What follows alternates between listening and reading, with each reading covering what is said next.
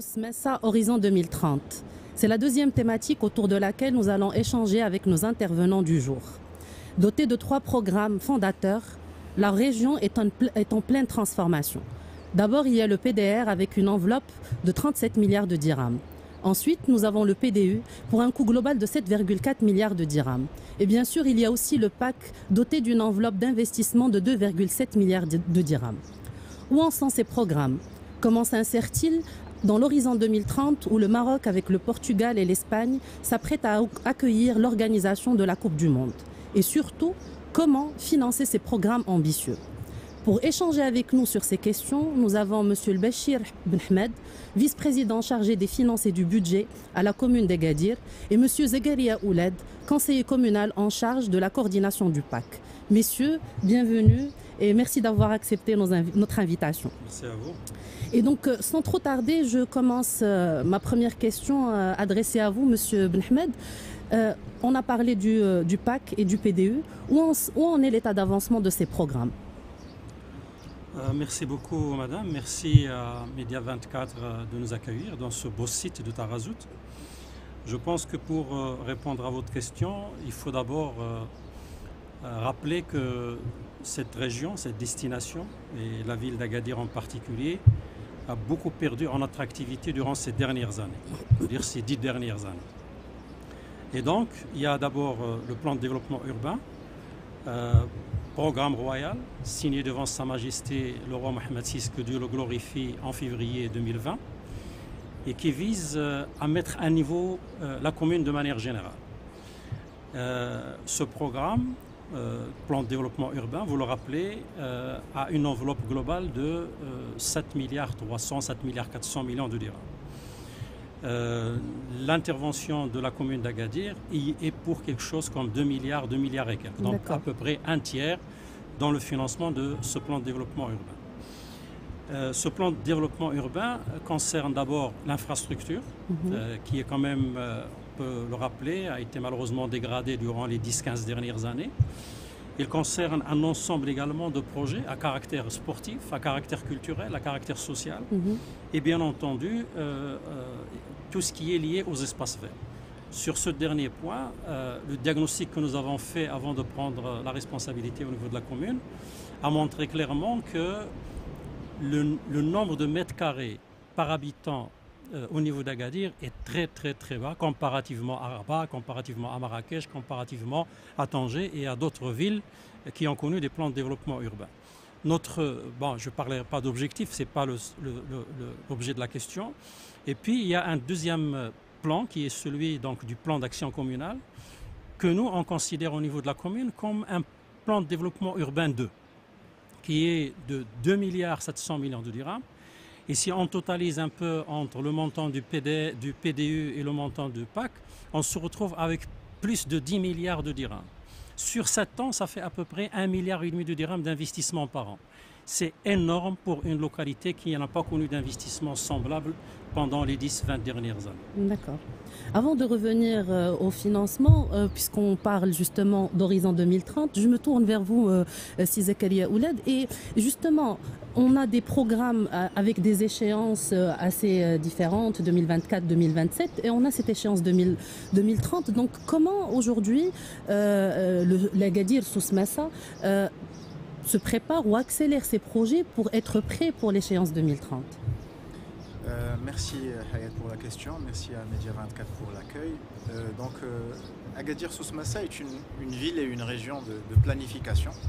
Donc nous avons un SRAT, un schéma d'aménagement du territoire très long-termiste qui vient être complété par un ensemble de programmes, comme on a parlé Sil Bachir, qui sont plutôt des programmes liés à des mandats électoraux, notamment le plan de développement régional et le plan d'action communal.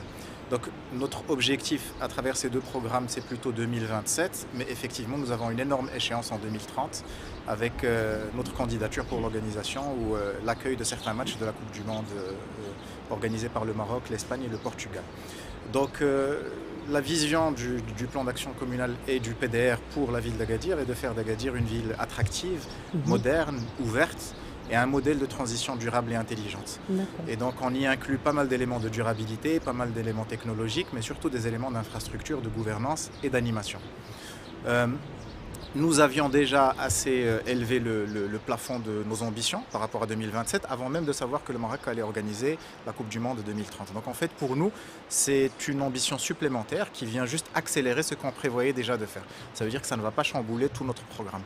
Quand on regarde ce à quoi s'attend la FIFA pour organiser une Coupe du Monde, donc on parle principalement d'un stade aux normes FIFA bien évidemment, de terrain d'entraînement, on parle d'une infrastructure de transport, on parle de sécurité, d'hébergement, on parle d'expérience touristique et culturelle et puis de capacité financière. Alors le plan d'action communale, le PDU et le PDR ont déjà anticipé pas mal de ces éléments. Tous les visiteurs d'Agadir, d'année en année, voient le changement, je dirais même la métamorphose de la ville. Voilà, vous le confirmez vous-même. Il suffit juste de voir où est-ce qu'on se trouve ici à Tarazout Bey et puis comment la ville, Agadir, vient compléter, parce qu'on parle du grand Agadir maintenant, de la métropole. Et donc la première case à cocher est celle du stade FIFA et des terrains d'entraînement. Bon, heureusement, on est déjà tout à fait aux normes à ce niveau-là, notamment au niveau du stade. Mais malgré ça, on anticipe une enveloppe de 450 millions de dirhams avec le ministère et la Sonarges, donc Sonarges en tant que maître d'ouvrage délégué, pour retravailler complètement le stade et pouvoir encore mieux accueillir les équipes qui vont venir participer à la Coupe du Monde. Et puis au niveau des terrains d'entraînement, on complète les terrains du stade et puis on vient les compléter aussi par d'autres terrains à travers les quartiers de la ville et puis pour les communes avoisinantes, pour ne parler que du stade par exemple. Justement sur cette question-là, parce que quand on parle de mondial, c'est d'abord et avant tout l'infrastructure sportive. Absolument. Donc, comme vous l'avez dit, donc le grand stade est en réhabilitation, mais vous avez aussi parlé des stades d'entraînement. Est-ce qu'on peut rentrer un peu plus dans le détail, combien sont existants, combien sont en cours de réalisation? Dites-nous.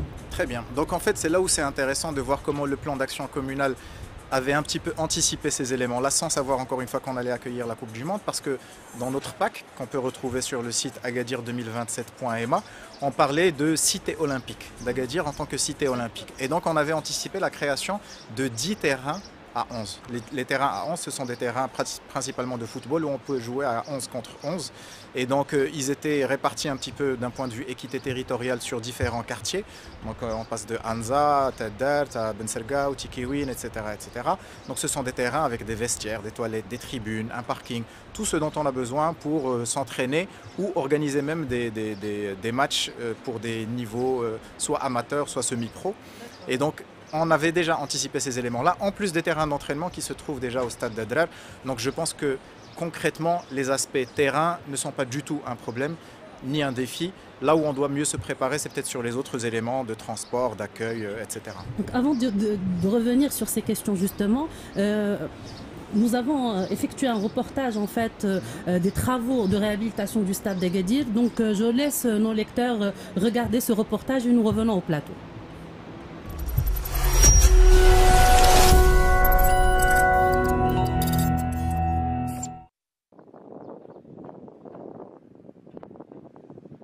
فالملعب الكبير الأكادير على غرار باقي ملاعب ديال المملكة كيشهد واحد العملية ديال التأهيل مهمة اللي غتمر على مرحلتين. المرحلة الأولى غتخص تحضير لكأس إفريقيا 2025 والمرحلة الثانية غتهم بالخصوص الاستجابة لكل المتطلبات وتفطر تحملات ديال الفيفا من أجل تنظيم كأس العالم 2030. فالمرحلة الأولى كتهم مجموعة ديال الدفعات ديال الأشغال. الدفعة الأولى كتخص تأهيل ديال الفضاء الخارجي ديال الملعب بما فيه إضافة أو بناء مرابط جديدة باش نرفعوا من الطاقة الاستيعابية ديال الركن ديال السيارات في الملعب. كذلك تقويات وبناء السياج الخارجي ديال الملعب وإضافة مجموعة ديال الفضاءات الخاصة بسحب ديال الاعتمادات وكذلك بيع وسحب ديال التذاكر. هناك كذلك تأهيل وبناء ملاعب ملحقة ديال التدريب جديدة، فبالإضافة للملاعب اللي كانت غادي تضاف ملعب ملحق جديد باش يكون عندنا في المجموعة 4 ملاعب ملحقة ديال التدريب. هاد الملاعب هذه غادي تضاف لها كذلك مدرجات، الاستيعاب ديال كل ملعب 500 كرسي لكل مدرج. كذلك هناك مستودعات ديال تغيير الملابس لكل ملعب، بالإضافة إلى منصات ديال الكاميرات من أجل التسجيل ديال التدريب. ما يخص مدرجات اللي غتضاف كذلك الملحق ديال التدريب رقم 1 واللي غادي تبلغ السعة ديالها 2500 كرسي، بالإضافة إلى مجموعة ديال المرافق الصحية الخاصة بالمتفرجين. كذلك في اطار هذا اللولو هذا كاين واحد الاشغال اللي غتهم لا سيكتوريزاسيون باش نضيفوا مجموعه ديال البوابات الكترونيكيه جديده اللي غادي تمكن اننا تكون عندنا انسيابيه في دخول وخروج ديال الجماهير للمدرجات ديال الملعب. دونك هذا هو اللولو الاول ديال لاميناجمون اكستيريور ديال لو ستاد. بالنسبه للولو الثاني اللي غادي ينطلق قريبا ان شاء الله واللي غيهم التاهيل ديال الفضاء الداخلي ديال الملعب، فيه مجموعه ديال الاشغال اللي كتهم اعاده بناء المستودعات ديال الملابس بالنسبه للملعب الرئيسي، استجابه لمجموعه ديال المتطلبات ديال دفتر تحملات ديال الفيفا، لا من ناحيه ديال المساحه ديال المستودع ديال الملابس، ولا كذلك مجموعه ديال التجهيزات والفضاءات اللي خص توفر في هذه المستودعات ديال الملابس. كذلك هناك تاهيل ديال مجموعه ديال المرافق التقنيه للملعب باش نكونوا ان شاء الله في الموعد وتكون جميع المرافق التقنيه ديال الملعب في حله جيده وتمكن اننا ننظموا تظاهرات من قبيل كاس العالم وتظاهرات كبرى. هناك كذلك دفعه اخرى ديال الاشغال اللي غادي تجي مستقبلا اللي كتهم كذلك تغيير ديال واحد النسبه كبيره ديال الكراسي ديال المدرجات ديال الملعب الرئيسي، وكذلك هناك دفعه اخرى ديال التعشيب ديال الملاعب سواء الملحقه او الملاعب الرئيسيه او الملعب الرئيسي ديال الملعب الكبير الاكادير بعشب طبيعي ان شاء الله اللي غادي يكون عشب من جوده عاليه واللي غيمكن احتضان تظاهرات كبيره كأس إفريقيا وكأس العالم. الدفعة الأخرى ديال الأشغال اللي غتهم كذلك التقوية ديال الإنارة ديال الملعب باش إن شاء الله نكونوا كنستجبوا للمتطلبات ديال الفيفا في هذه الناحية هذه ديال ليكليراج سبيسياليزي ديال الملاعب سواء الملحقة أو كذلك الملعب الرئيسي ديال الملعب الكبير الأكادير. دونك هذه مجموعة ديال الأشغال اللي كتهم تأهيل وإعادة تأهيل ديال الملعب الكبير الأكادير باش ان شاء الله نضموا الاستحقاقات القادمه كما قلت بواحد الصوره جيده ونعطيو صوره متميزه على مستوى ديال التنظيم ديال التظاهرات الكبرى ببلادنا. الانشطه ديال الملعب مستمره، هناك استقبال ديال مجموعه ديال المباريات ديال البطوله الوطنيه الخاصه بالفريق المقيم هنا فريق حسنيه اكادير، وكذلك مجموعه ديال المباريات ديال المنتخب الوطني المغربي سواء الوديه او الرسميه. فكتبقى الاشاره ان هذه الاشغال هذه ضروري انها تنتهي في متى شهر دوجنبير بالنسبه للمرحله الاولى اللي كتخص التنظيم ديال كاس افريقيا، وغتنطلق المرحله الثانيه ان شاء الله مباشره بعد نهايه ديال مسابقه كاس افريقيا 2025 باش ان شاء الله نحضروا لنهايه كاس العالم 2030 ونجاوبوا على جميع المتطلبات وجميع لي زيكزيجونس اللي كتطلب الفيفا في دفتر التحملات.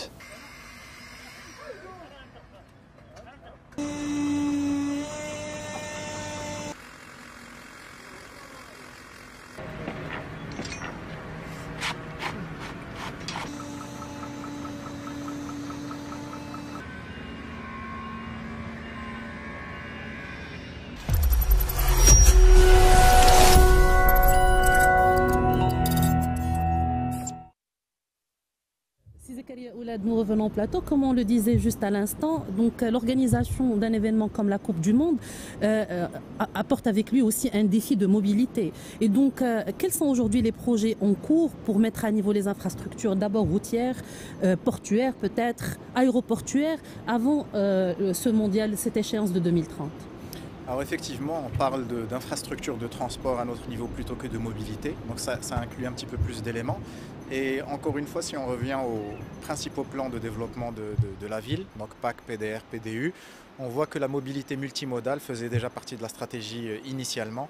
Et donc la ville connaît un important effort d'investissement au niveau de l'infrastructure de transport, avec notamment 3 importants axes nord-sud, donc le traditionnel boulevard Mohamed V, la voie express qu'on appelait avant Trek Marrakech. Donc هذه هي الطريق اللي غاديه من المرسى للمطار حتى الخرجه ديال مراكش، حتى هي كتعاود كامله وهي اللي فيها لي تريمي actuellement.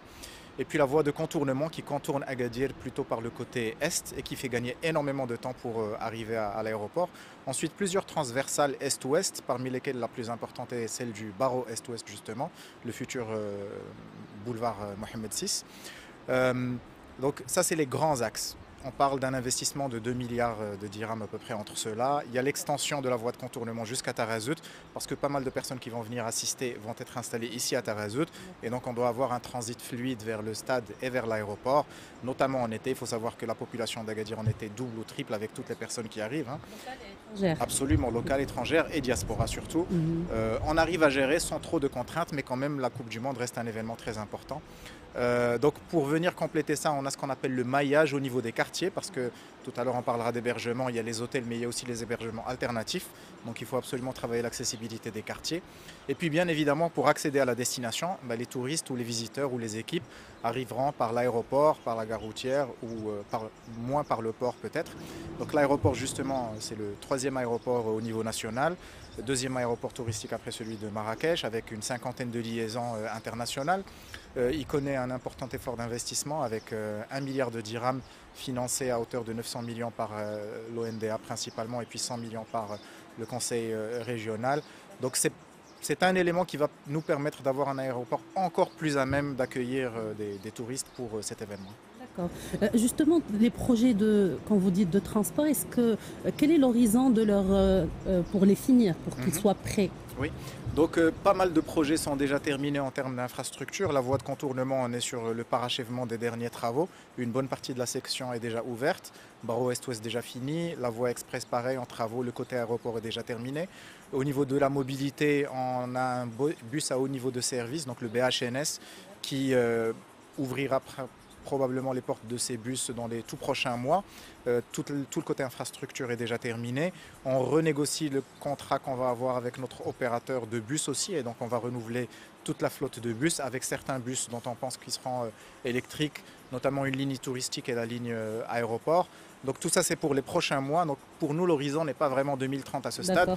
Il était plutôt de l'ordre de 2025-2026 avant la fin du mandat. Donc le gros des travaux. Alors avec la feuille de route touristique, on prévoit aussi une jetée au niveau du port pour les ferries touristiques.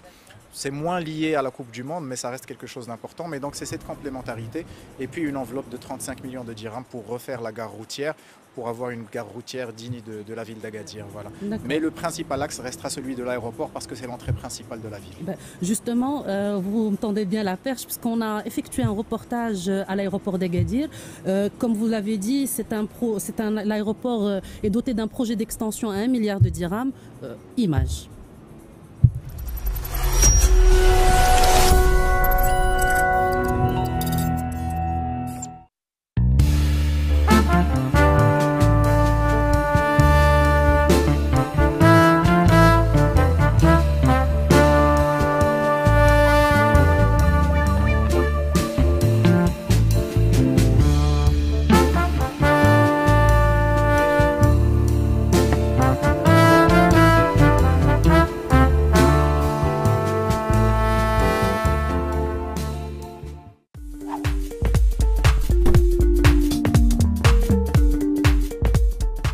L'aéroport d'Agadir Al-Massira, c'est la plateforme qui occupe le 3e rang par excellence depuis plusieurs années au niveau national.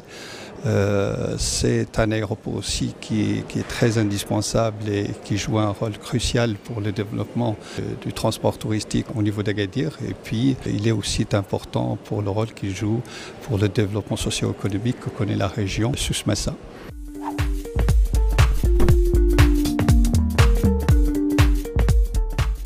Au courant 2023, l'aéroport d'Agadir a enregistré un record qui est de l'ordre de 2 300 000 de passagers, qui est un record par rapport aux années précédentes et qui constitue donc une augmentation de plus de 30% par rapport à 2022 et 15% par rapport à l'année de référence qui est 2019, avant la crise sanitaire Covid.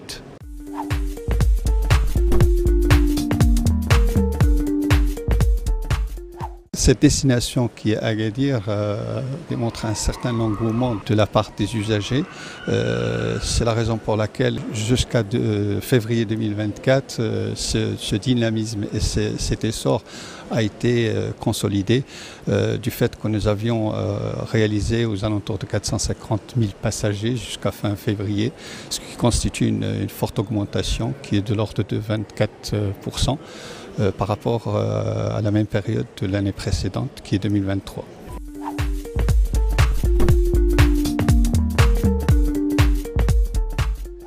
L'aéroport compte une bonne cinquantaine de liaisons, dont 90% je dirais qui sont européennes, dont Londres, la France, l'Allemagne, la Hongrie, la Pologne, l'Espagne aussi, et l'Italie et autres. Ces cinquantaines de destinations européennes viennent d'être renforcées par les autres liaisons nationales qui sont au nombre de 7, avec le concours de la compagnie Air Arabia, Ryanair et puis Royal Air Maroc, et qui concernent des vols sur Dakhla, Laayoune, Oujda, Tanger, Fès, Rabat et Casablanca.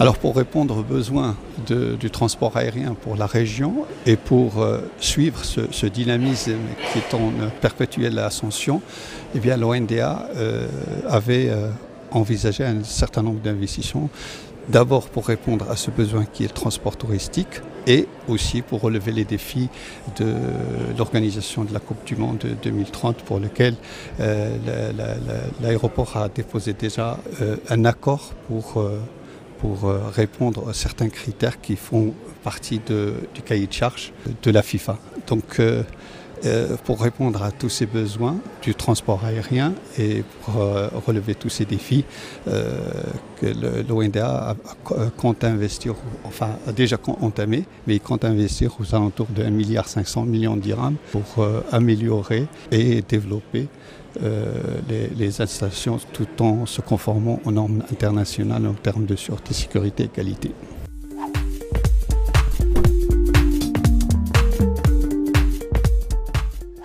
Alors pour l'extension, c'est en termes de capacité, parce que la piste existe déjà, il y a des travaux de renforcement qui sont en cours actuellement, il y a une mise à niveau qui se fait actuellement au niveau de l'aéroport d'Agadir, sauf que le projet de développement concernera surtout la construction et l'augmentation de capacité d'accueil de l'aéroport avec des standards de concurrence aux autres plateformes internationales.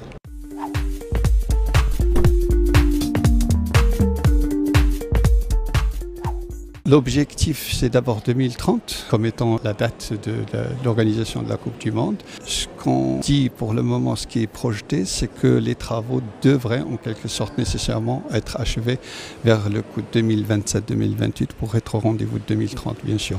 Et tout le projet de développement concerne les attentes pour 2030 jusqu'à 2040.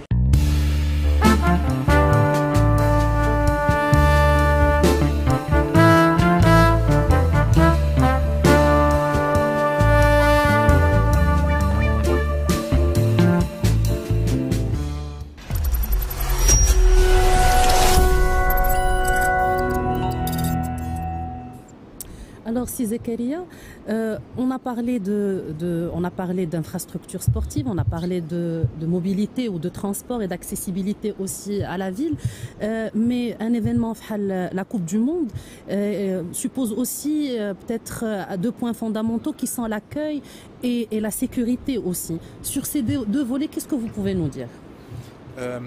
Donc si je devais faire le parallèle avec, encore une fois, les priorités FIFA, on va plutôt parler de capacité ou de potentialité d'accueil dans de bonnes conditions. Et parmi ces conditions, effectivement, il y a les conditions sine qua non de sécurité.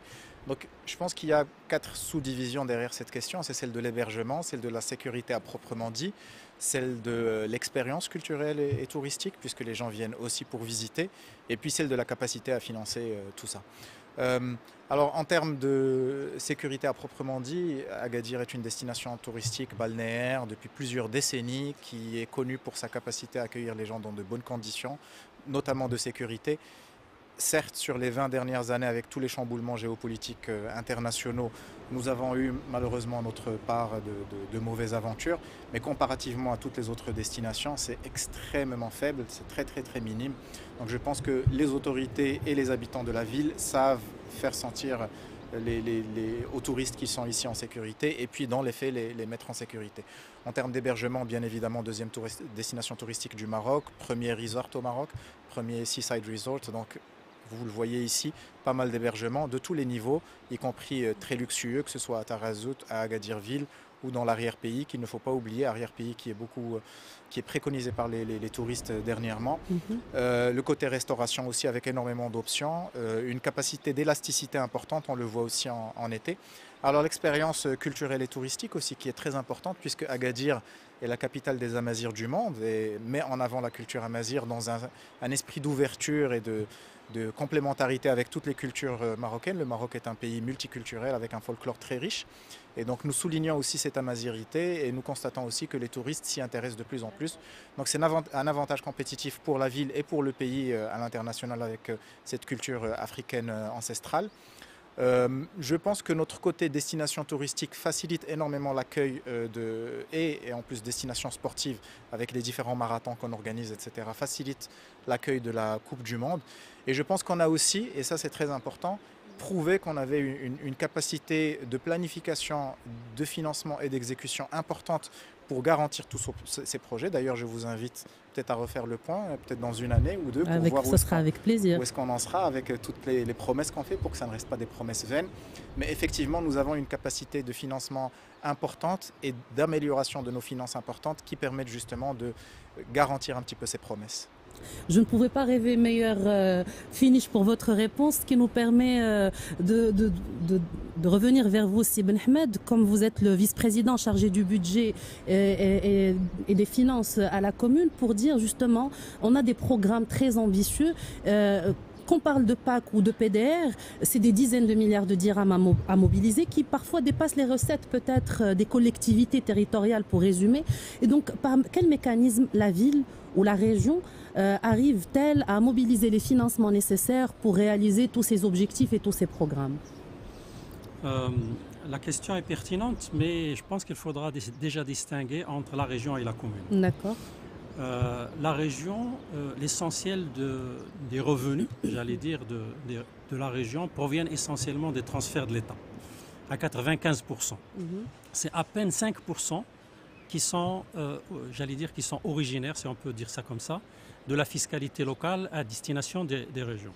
Par contre, pour les communes, ou pour la commune, parce que les communes ne sont pas toutes identiques, pour la commune d'Agadir, il a la possibilité de travailler sur la fiscalité locale afin, bien entendu, de mobiliser davantage ces recettes.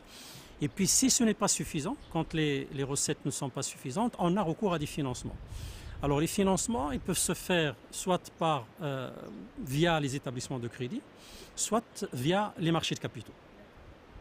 Justement, en 2022, la commune d'Agadir a été la première à l'échelle nationale à recourir aux émissions obligataires.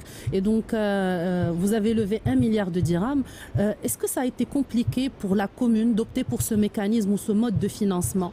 Quel a été le retour d'expérience puisque c'était une première au niveau national? En fait, vous allez me permettre de faire un petit détour avant de vous répondre directement à la question, pour parler de la stratégie financière mise en place par le conseil communal pour accompagner son plan d'action communal. Alors cette stratégie financière vise, en ce qui nous concerne, 3 objectifs majeurs. Premier objectif, l'amélioration des recettes. Deuxième objectif, la rationalisation des dépenses. Troisième objectif, la détermination de l'assiette fiscale. Cette stratégie a également 4 composantes principales. La première composante, c'est l'amélioration de la performance financière. La deuxième composante, c'est la monétisation des actifs. La troisième composante, c'est la digitalisation du suivi financier. Et la dernière, c'est la diversification des sources de financement. Alors justement, c'est pour diversifier les sources de financement de la commune que le bureau a pris l'initiative d'aller sur le marché de capitaux pour lever les besoins de financement. J'ouvre une parenthèse pour rappeler que jusqu'en janvier 2022, la seule possibilité offerte aux communes, aux collectivités territoriales de manière générale de lever des fonds se faisait par les établissements de crédit. Quand on dit établissements de crédit, c'est les établissements de crédit nationaux, étrangers et internationaux. Et de manière générale, on résume ça essentiellement au recours au fonds d'équipement communal. En 2022, en janvier 2022, nous avons été derrière la promulgation d'un arrêté ministériel de janvier justement 2022 qui donne deux autres possibilités aux communes, aux collectivités territoriales de manière générale pour se faire financer. La première, c'est l'émission obligataire. La deuxième, c'est la titrisation. Alors, à votre question, est-ce que c'est compliqué? Pour moi, ce n'est ni compliqué ni facile. Par contre, c'est laborieux. C'est laborieux parce que il faut passer par un ensemble d'étapes. La première étape, c'était d'abord de convaincre notre conseil pour qu'il nous donne le feu vert de lever, d'avoir recours au marché financier, au marché de capitaux. La deuxième, ça a été de convaincre les deux ministères, ministère de l'Intérieur et ministère des Finances, parce qu'en réalité, ils nous autorisent via ce qu'on appelle un arrêté conjoint pour pouvoir avoir recours au marché financier pour lever les fonds. Et le troisième, j'allais dire contrainte, ça a été également de convaincre les investisseurs potentiels pour aller venir souscrire à notre émission obligataire. Il faut rappeler que les investisseurs sur les marchés de capitaux n'ont pas beaucoup l'habitude de suivre les communes et les collectivités territoriales de manière générale, mais surtout qu'ils ne sont pas très alertes quant à l'évaluation du risque qu'ils peuvent porter sur une commune. Donc il fallait les convaincre pour venir souscrire. Et la dernière chose également, ou le dernier intervenant qu'il fallait convaincre, c'est le gendarme des marchés de capitaux, la MMC, l'autorité marocaine des marchés de capitaux. Donc quand on a fait tout ça, je pense qu'on devait passer par un ensemble d'étapes. Ça a pris une longue période? Ça a pris pratiquement un an, pour simplifier, entre le moment où la décision a été prise d'avoir recours au marché la levée a été effectuée. Donc on a dû, une autre étape qui est très importante, on a dû nous faire accompagner par un cabinet conseil qui nous a accompagnés, qui est en fait un groupement de banques d'affaires qui nous a accompagnés dans cette émission. D'abord, la structuration de l'opération, mais surtout ce qu'on appelle dans le jargon le roadshow, qui a permis à la commune d'aller convaincre les investisseurs potentiels pour venir souscrire. Alors la dernière étape, c'est bien entendu la structuration de l'opération. Je vous passe les détails, mais il est important de noter que quand on est allé sur le marché, la situation du marché au moment où on a pris la décision d'avoir recours au marché de capitaux a malheureusement changé en quelques mois, notamment à cause de la guerre russo-ukrainienne. Et ce qui fait que beaucoup d'éléments malheureusement sur le marché ont fait qu'on était dans une position assez difficile pour savoir est-ce qu'on allait continuer ou arrêter.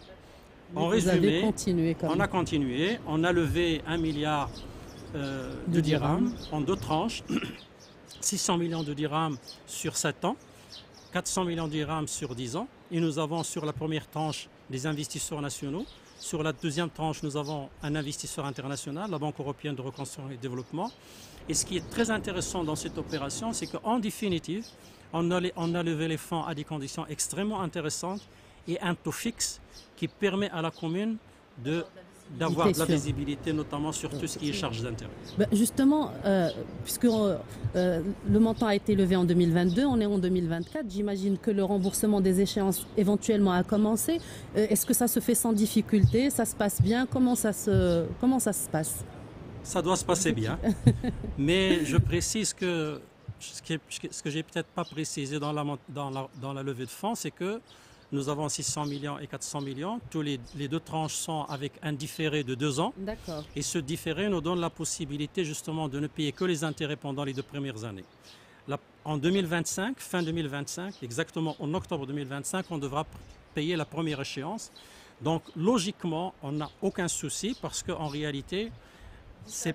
Vous y êtes préparé. D'abord, on budgétise à l'avance, pratiquement 1 an à l'avance. Et ce qui est intéressant, c'est que dans l'excédent de trésorerie, dans l'excédent budgétaire qui est généré par l'activité, la première condition à remplir, c'est qu'il faut d'abord rembourser le principal.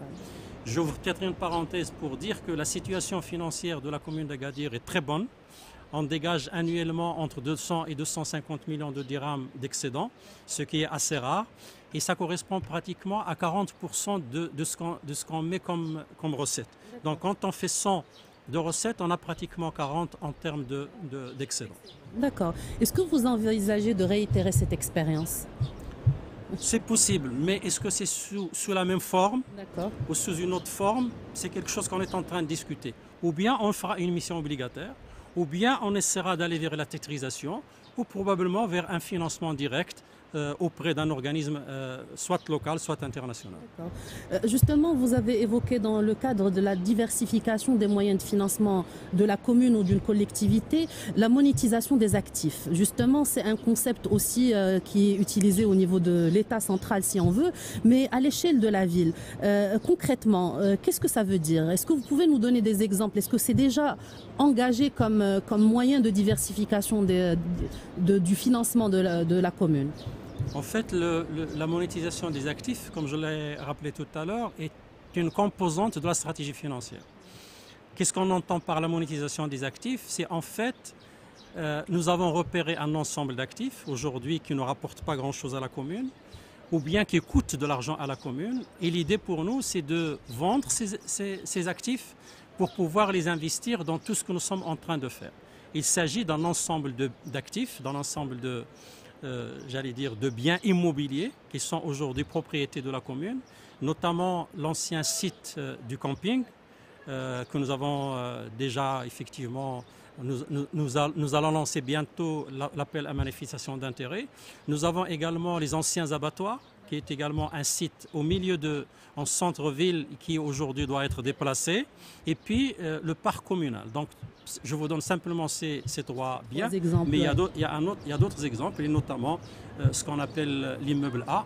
Donc tous ces biens-là, on est censé récupérer quelque chose comme 500 millions de dirhams pratiquement, sinon plus, pour pouvoir financer tout ce qu'on est en train, d'autres projets exactement au niveau du plan d'action communal et du PDU. Et le partenariat public-privé dans tout ça, comment vous l'abordez autant que collectivité territoriale en matière de financement des projets en cours ou engagés?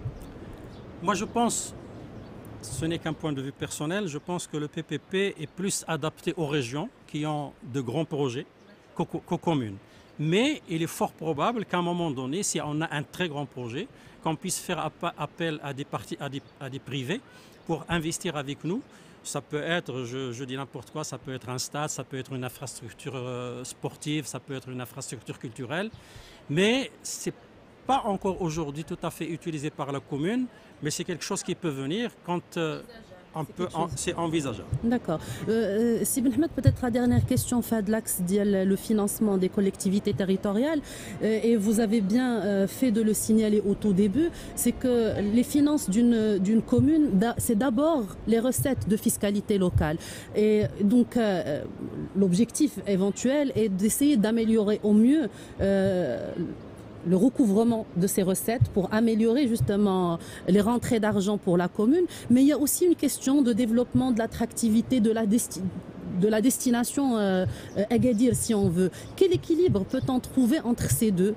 Améliorer les recettes et maintenir une fiscalité locale qui garde l'attractivité de la ville. Vous avez raison. Alors cette composante, on la trouve également au niveau de notre stratégie financière, qui est celle qu'on appelle la performance financière. Sur ça, nous avons ouvert un ensemble de chantiers qui visent notamment à recenser les différentes taxes existantes, parce qu'en réalité, la détermination du potentiel fiscal est la seule manière aujourd'hui de dire si nous sommes bons ou pas bons quand on traite une taxe donnée. Ce que nous l'avons fait, je vous donne quelques exemples. Nous l'avons fait par exemple sur la taxe sur les terrains non bâtis, qui aujourd'hui, on a pratiquement recensé quelque chose comme 20 000 titres fonciers. Et aujourd'hui, nous avons les données sur l'ensemble des détenteurs de ces terrains non bâtis. Et nous sommes en train de récupérer. D'ailleurs, nous avons fait de très bonnes performances en 2023 par rapport à 2022. Sur une autre taxe qui est celle de l'occupation temporaire, sur cette taxe-là, nous avons fait un travail, nous avons utilisé la technique de ce qu'on appelle le jumeau numérique. Et ce jumeau numérique nous donne la possibilité de scanner les principales avenues de la commune, et ça nous permet donc d'avoir des données précises pour savoir qui occupe quoi. Alors ce qui ressort en réalité, c'est que sur cette occupation temporaire, on a à peine un tiers des contribuables qui paient. Ça veut dire quoi? Ça veut dire, en réponse à votre question, qu'on devra d'abord faire un effort pour récupérer ce qui existe aujourd'hui et ne pas augmenter les taxes. Ça permet, d'abord, ça permet d'augmenter nos recettes, mais ça permet surtout de ne pas décourager les investisseurs si demain ils viennent et qu'ils considèrent qu'il y a une fiscalité locale lourde. D'accord. Merci beaucoup Sibn Ahmed pour ces réponses très complètes sur le financement, disons globalement, des collectivités territoriales. Et peut-être pour conclure cet échange, une question adressée aux deux invités par rapport aux retombées attendues de l'organisation d'une compétition comme la Coupe du Monde. Et peut-être, si Zakaria Ouled, comment le tissu économique local peut bénéficier de cet événement, que ce soit à court, moyen ou long terme? Si vous permettez, je vais bien remettre ma casquette communale pour répondre à cette question. Et donc, je vais commencer par souligner le fait que les prérogatives communales n'incluent pas de manière tout à fait directe le développement économique de la ville, qui est plus une prérogative régionale. Donc effectivement, le conseil régional s'implique beaucoup plus sur tout ce qui est lié aux investissements, qu'ils soient nationaux ou IDE, investissements étrangers, création d'emplois, etc., etc. Ceci dit, il y a quand même des thématiques économiques qui retombent chez nous, notamment celle du commerce de proximité, des marchés de proximité, etc. Maintenant, plus globalement, si je pense aux retombées d'une compétition aussi importante que la Coupe du Monde, je pense, pour rester dans la droite ligne de notre plan d'action communal et de notre roue de développement, que vous pouvez encore une fois retrouver sur agadir2027.ma, donc je pense que la première thématique est une thématique d'équité territoriale. Donc la Coupe du Monde va nous permettre d'améliorer notre infrastructure, mais de l'améliorer de manière équitable à travers les différents quartiers. D'éliminer tout ce qu'on peut appeler comme quartiers sous-équipés. Donc notamment que la plupart de ces quartiers sont aux abords du stade. Donc nous avons mis énormément de focus dessus.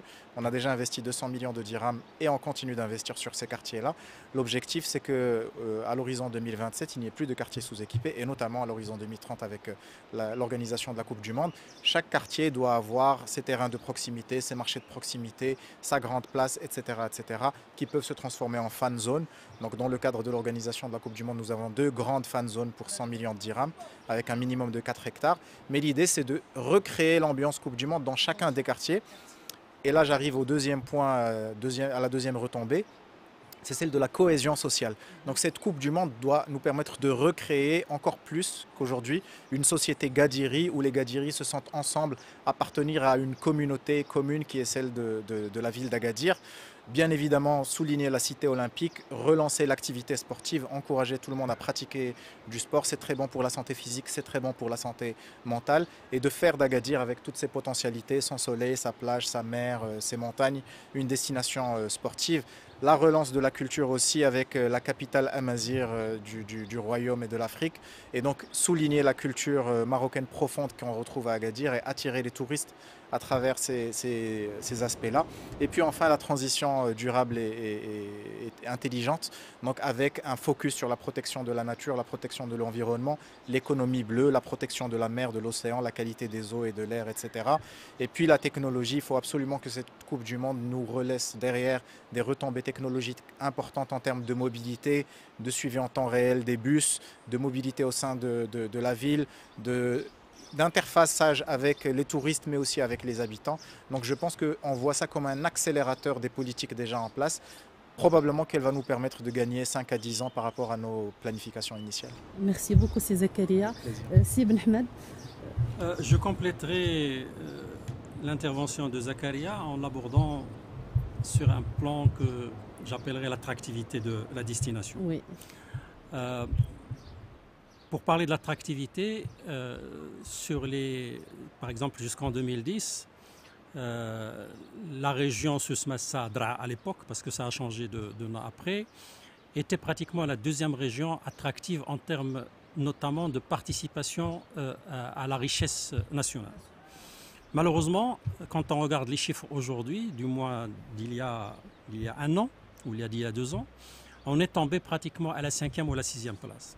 Ça veut dire quoi? Ça veut dire qu'en fait, tout ce qu'on est en train de faire aujourd'hui, alors je récapitule un peu les chiffres, on a pratiquement 7 milliards 300 d'investissements au niveau du PDU, on a pratiquement 2 milliards 700 au niveau du PAC. Et j'espère qu'on aura 4 à 5 milliards qui vont nous venir de l'État pour accompagner tout ce qu'on est en train de faire pour la Coupe du Monde 2030. Ça va faire pratiquement 15 milliards de dirhams en l'espace de pratiquement 7 ans d'investissement. C'est énorme, énorme, énorme.